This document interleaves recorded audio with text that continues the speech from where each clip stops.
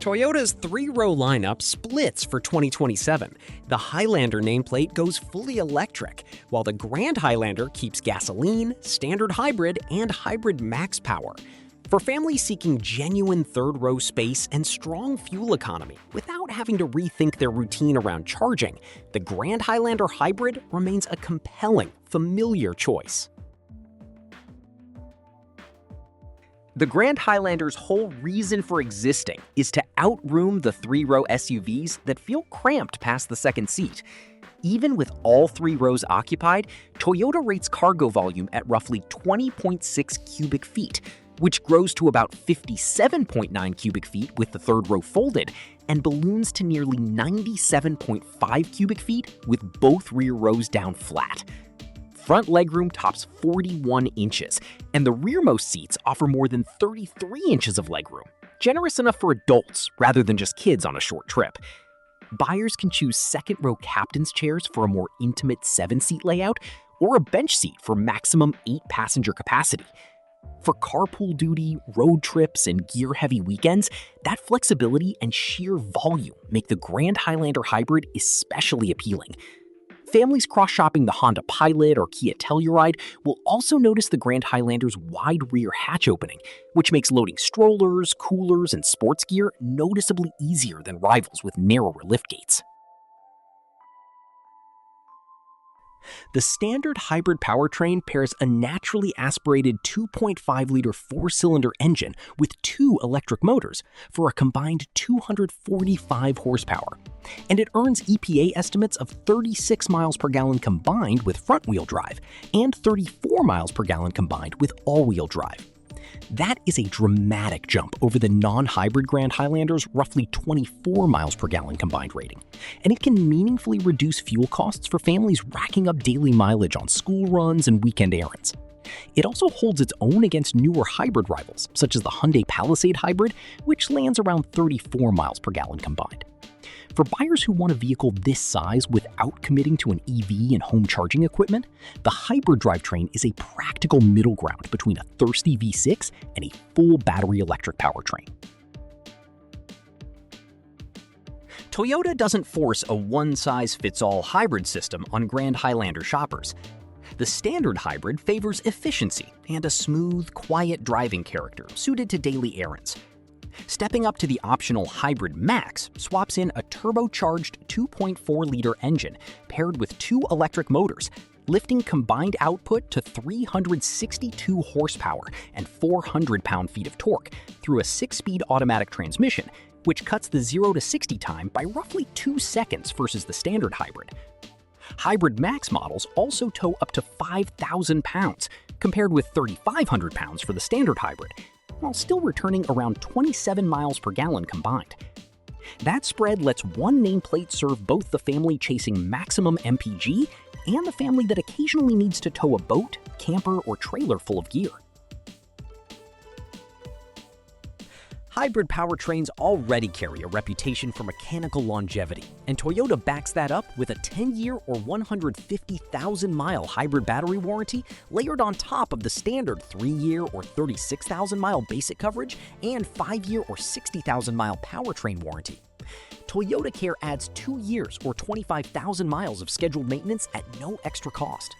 Combined with the brand's long-standing reputation for durability and historically strong resale values, the Grand Highlander Hybrid tends to cost less to own over a typical ownership period than rivals with comparable sticker prices, even on the rare occasion a competitor edges it out on raw powertrain warranty length.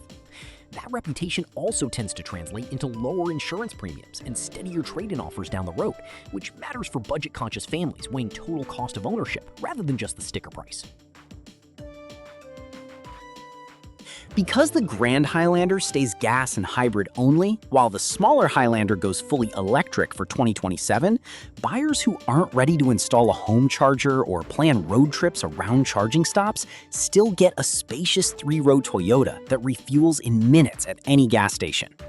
That practicality arrives wrapped in modern convenience, A standard 12.3-inch touchscreen with wireless Apple CarPlay and Android Auto, household-style 120-volt power outlets, generous USB-C charging ports spread across all 3 rows, and Toyota Safety Sense driver assistance features as standard equipment across all trims.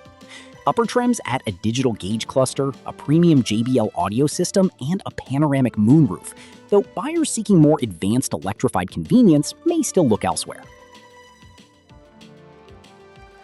The Grand Highlander launched for 2024, and early indications suggest the 2027 version will arrive largely unchanged, aside from a possible light styling refresh and minor tech tweaks. That's not unusual this deep into a model's life cycle, but it means shoppers cross-shopping the freshly redesigned 2027 Kia Telluride or the newer Hyundai Palisade Hybrid may find the Grand Highlander's interior and infotainment feeling a step behind on first impression, even though the underlying package remains competitive. Buyers hoping for a bigger screen, a reworked dashboard layout, or fresh exterior sheet metal akin to what arrived on the all-new Highlander EV may be disappointed. Most of what changes for 2027 will be trim-level shuffling and minor equipment tweaks, rather than anything dramatic. With 245 horsepower moving a vehicle that weighs well over 2 tons, the base hybrid's acceleration and passing power, particularly in all-wheel drive form, can feel modest rather than confident when merging onto fast-moving highways or climbing grades with a full load of passengers and cargo. Drivers who want more urgency have to step up to the pricier Hybrid Max, which solves the power problem, but introduces a different trade-off.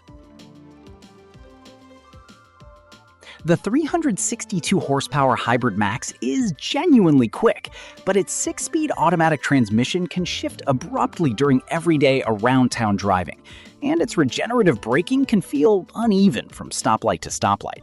It's a setup that shines on the open road and while towing, but it loses some of the standard hybrid's relaxed, easygoing demeanor in stop-and-go traffic, which is exactly where most 3-row family SUVs spend the majority of their time. A base Grand Highlander Hybrid starts in the mid-$40,000, but moving up to a limited or platinum trim, or adding the Hybrid Max powertrain, can push the price well past $55,000 and towards $60,000 before destination charges. Toyota had not announced official 2027 pricing at the time of writing, so buyers should expect the lineup to track close to outgoing year figures, rather than treat any number as final.